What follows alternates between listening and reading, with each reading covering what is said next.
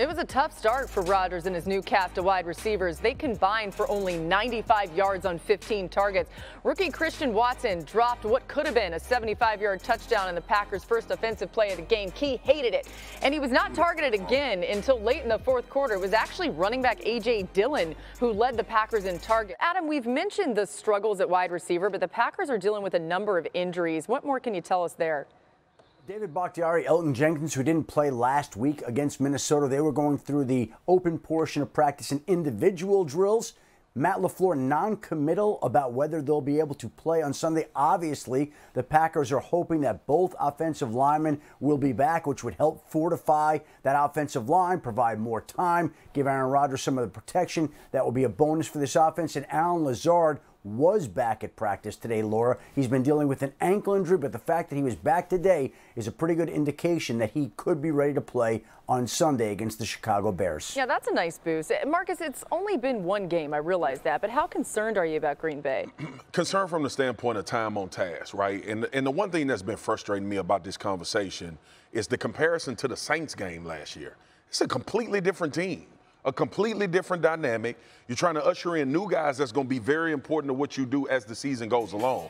I give credence to how good Aaron Rodgers is, and back last year when they had to play with limited receivers against the Arizona Cardinals, when the Arizona Cardinals were one of the better teams in football, and Aaron Rodgers with a guy that they moved up from the practice squad, I think Williams was his last name, a heavy dose of the run game with A.J. Dillon and Aaron Jones, and that's what I expect to see. And I'm glad Matt LaFleur said what he said. I have to focus on what we have that's known right now. These two tackles are the issue. Like, let's make no mistake about it. They get those guys back, it's a huge step forward. But ultimately, these guys are trying to learn while the actual season is going along. Yeah, and that is true, Marcus. When you're a young receiver, it takes some time. You got to have patience. Everybody's not coming into the league being Justin Jefferson, Julio Jones, Michael Thomas, and a host of others, Jamar Chase. People are looking at that and be like, oh, they're supposed to be this. That's not the case. And look, you can't drop the football, period. Watson can't drop that. You out there dropping Lamborghinis. You can't do that. And he will learn over time, as long as Aaron Rodgers doesn't become so disgruntled to the fact that he starts to phase them out of the game, keep them enthusiastic, keep the enthusiasm up, make them feel that they are part of what's going on. I'm not worried about young receivers, man. I was a young receiver once upon a time myself, and then eventually I got better at doing things, and I think Aaron Rodgers will be there. What is it, 16 games left? Yeah. They win 11. I can't. Key, you dropped the ball? I'll show you something during the break. But, okay. But sounds Dan, good. they just got to be patient. Well, all right, so it's Wednesday, and I'm getting into a fight with you about this again. So Davante Adams' rookie year. 38 catches, 446 yards, three touchdowns. Jordy Nelson, 33 catches, 366 yards, 2 touchdowns. Greg Jennings, 45, 630, and 3 touchdowns.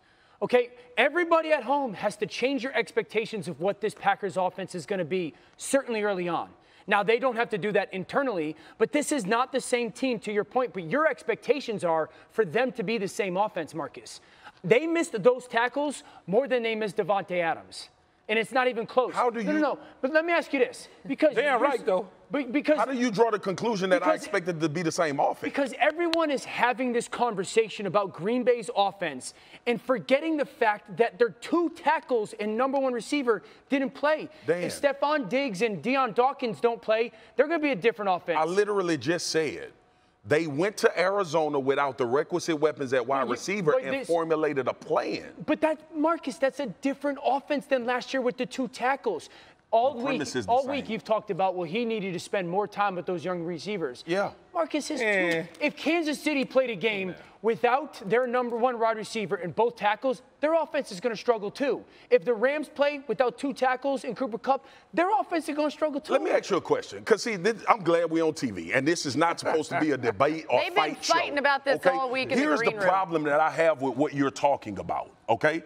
When we were talking about Aaron Rodgers and this offense with these receivers, I was not basing this on the offense and their performance. Clearly, if you don't have your right and left tackle, you're going to struggle offensively. Every team in the league. I'm talking about what Aaron Rodgers and Matt LaFleur said.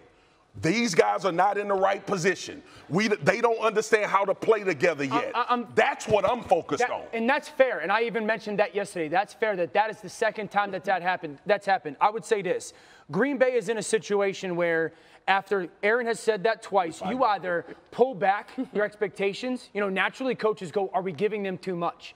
I'm of the belief you grind on them. How you giving them too much? The dude dropped the ball, man, wide open. No, we're talking about, forget the physical drop. We're talking about the lack of doing what you're supposed to do, the mental mistakes, right? Yeah, but I'm of the belief, Key, you grind on these cats. Yes, standard absolutely. Is the standard. And they're going to get it. It's 16 games left. They win 11 games, they go into the playoffs. We've got more time in the commercial break, and this will continue.